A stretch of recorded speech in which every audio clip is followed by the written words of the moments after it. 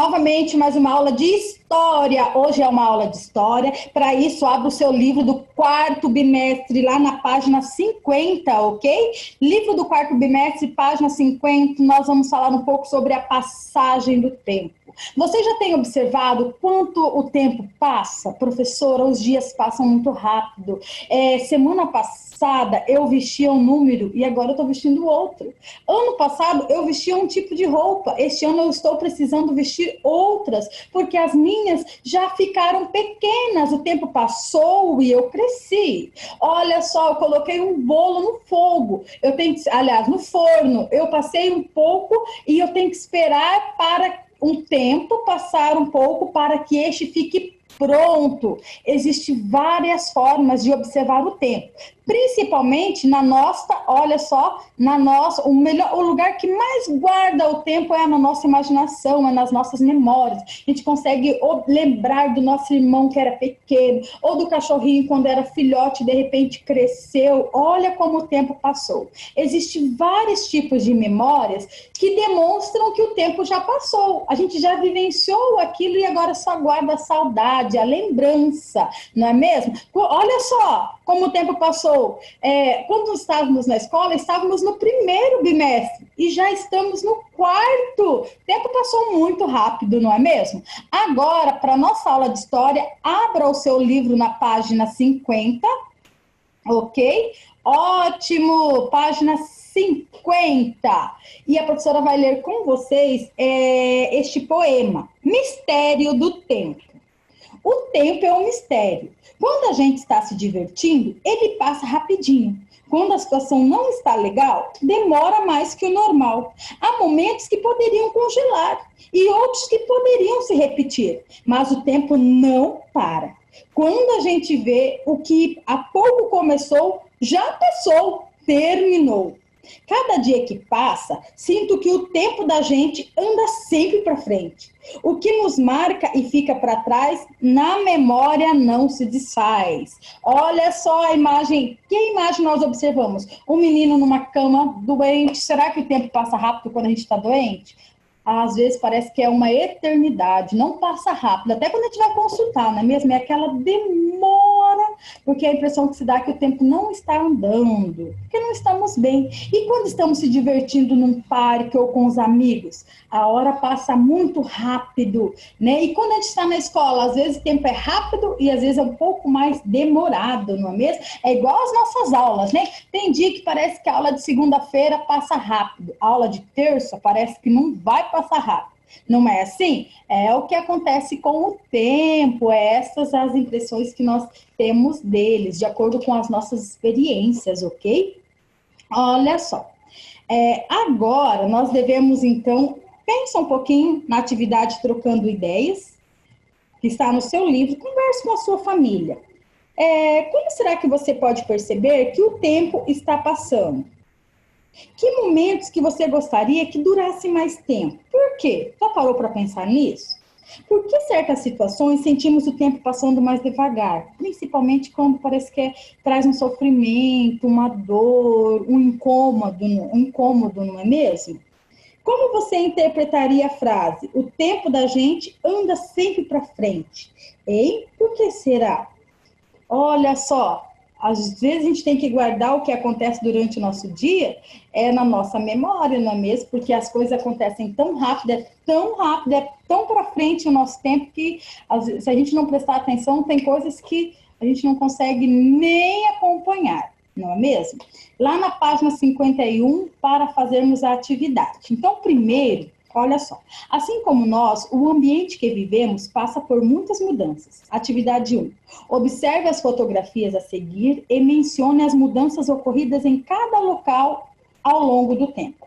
Então, as duas imagens representam a rua Assis Figueiredo, em Poços de Caldas, Minas Gerais. Na primeira aqui, ó, que é mais antiga, até a fotografia está de qual cores? Preto e branco, ok? A outra já mais colorida, uma máquina fotográfica mais moderna. O que a gente pode perceber? A época é diferente. Então, uma foi retirada em 1958 e a outra em 2012. Olha só como eram as luzes, olha só a energia aliás, os postos de, posto de iluminação pública. Olha só os postes, como que eles eram.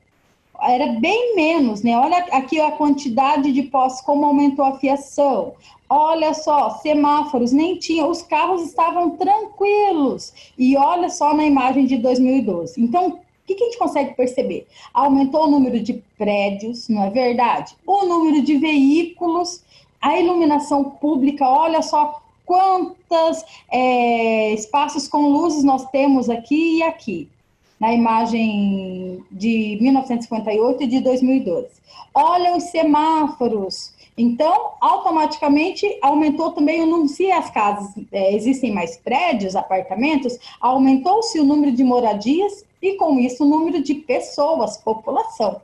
Ok? Então, responda a atividade número 1. E a atividade número 2, a B, na verdade, fala sobre o Rio Tietê no estado de São Paulo. Então, em 2007, olha um dos trechos, o município de Barra Bonita, São Paulo. Então, 2007, este é o trecho do Rio Tietê. Em 2015, olha só o trecho, um dos trechos do Rio Tietê também, que é na cidade de Pirapora do Bom Jesus, São Paulo. Olha só, as duas representam trechos do Rio Tietê, de São Paulo, só que em locais diferentes. O que a gente consegue perceber? Que em vários trechos tornou-se hoje uma quantidade muito mais poluída, muito maior em São Paulo. Vários trechos do Rio Tietê tornaram-se poluídos devido a ações humanas, jogar lixo em lugar indevido, acúmulo de resíduos tóxicos, até mesmo algumas empresas desencadearam as suas resinas dentro dos rios, a população. Então, tem lugares em São Paulo que o cheiro da rua, ela chega a ser até mais forte por conta da poluição que há dentro do Rio Tietê, ok? Que corta uma boa parte da região de São Paulo. Então, nós devemos entender que uma das consequências dessa poluição ou dentro do rio foi causada pelo homem, pelas ações humanas, ok? Então, olha só, nem todas as mudanças que acontecem ao longo do tempo são benéficas. Algumas ações não contribuem para o bem da humanidade e do planeta. No entanto, boas atitudes sempre colaboram para que o mundo se torne um lugar cada vez melhor para vivermos, ok? Agora, atividade de número 2. Dê exemplos de como você pode contribuir para tornar melhor cada um dos lugares mencionados abaixo. A professora só deixou um exemplo e colocou, olha só, uma vírgula para você continuar. Então, olha só, na sua casa, o que você pode fazer para contribuir, o que você pode contribuir para tornar melhor cada um dos lugares mencionados? Na sua casa, o que você pode fazer? Manter roupas arrumadas. Agora você continua. O que mais que é possível fazer dentro da nossa casa para contribuição? E na escola? Se nós não riscarmos as paredes, nós estamos contribuindo também. E o que mais nós podemos fazer? Na sala de aula, no momento do intervalo, na hora da entrada, no momento da saída. Coloque aí também o que mais é possível. E na sua cidade? Jogar lixo em lixeiras adequadas é uma das formas de não poluir a nossa cidade, não entupir os bueiros e também o que? Olha só, cuidar da nossa natureza, ok? E o que mais nós podemos fazer com as leis de trânsito? Será que se a gente respeitar, nós estamos contribuindo? O que mais podemos fazer? Pense um pouco e coloque a sua resposta, ok? Agora, vamos falar um pouco sobre algo especial, relógio. Então, eu quero que você leia aqui sobre o relógio. Olha só, ao longo da história, o ser humano sentiu a necessidade de marcar a passagem do tempo. Então, ele criou diferentes instrumentos que possibilitaram a contagem e o registro do tempo decorrido, como calendário e relógio. Então, olha só, a história do relógio, houve um tempo, deixa a professora ler do livro, houve o tempo do relógio solar, quando a natureza ajudava o ser humano a se orientar durante o dia, por meio do sol, ok? Houve um tempo em que os seres humanos contavam o tempo necessário para realizar determinadas tarefas. Nesta época, a ampulheta era usado como uma espécie de cronômetro, medir o tempo. E houve também um tempo em que o toque dos sinos da igreja determinava o início, fim e as pausas do trabalho das pessoas, bem como marcava a hora de ir para a igreja. E também houve um tempo em que os relógios mecânicos foram usados para contar as horas, os minutos e os segundos. A partir de então, os marcadores de tempo da natureza, que era o sol e as estações do ano, deixaram de ser absolutamente necessários. O tempo passou a ser contado por máquinas feitas pelo ser humano. Em todo o mundo, especialmente nas cidades grandes, os relógios passaram a determinar o tempo das pessoas. Há alguns anos, o ser humano pode levar este contador de horas aonde quer que vá. Afinal, todos precisamos controlar o nosso tempo. Quem não faz isso acaba sendo controlado pelo relógio, ok? Então, olha só, atividade 3, lá na página 53 ainda. Após a leitura do texto, responda as questões. Os relógios, como conhecemos hoje, sempre existiram? Não, lembra que a gente falou que no início o relógio ele era visto primeiro como medidor do tempo, era visto como o sol. O sol era um ponto, então não era o relógio ainda, como conhecemos nos dias atuais. Os relógios mais antigos usavam o que mesmo? Acabamos de ler, o sol como referência. Os relógios mecânicos se tornaram mais presentes na vida das pessoas das cidades, né? Então, conforme foi crescendo a sociedade, conforme foi até mesmo a organização para o trabalho, para a rotina da cidade, os relógios eles foram criados para atender essa demanda, essa necessidade e organização das pessoas, ok? Então, é nas cidades. Quando desejamos marcar o tempo exato de duração de um acontecimento, ou uma corrida de 100 metros, por exemplo, usamos um cronômetro. Antes da invenção deste aparelho, qual instrumentos a seguir utilizado com um objetivo semelhante? Relógio solar? A ampulheta? Clepsidra? Ampulheta, ok? Então, o objeto que o aparelho que utilizamos, o instrumento era ampulheta, servia como cronômetro, ok? Agora, para terminarmos a nossa aula, você irá na página 54. Primeiro, você precisará recortar as imagens lá da página 201, ok? Na página 201, olha só, você tem aqui as imagens. Olha a professora mostrando. Então, você irá recortar estas imagens e trará aqui, ó, vai precisar organizar de acordo com o tempo, uma linha do tempo, ok? Então, você irá colar em ordem cronológica. Então, primeiro, você precisa colar aqui o relógio de 1600, que é o relógio mecânico, ok? Depois, nós temos aqui, ó, relógio Cuco, 1850, ok? Depois, o relógio quartzo, ok? E, para o fim, o relógio digital. Tudo bem, pessoal?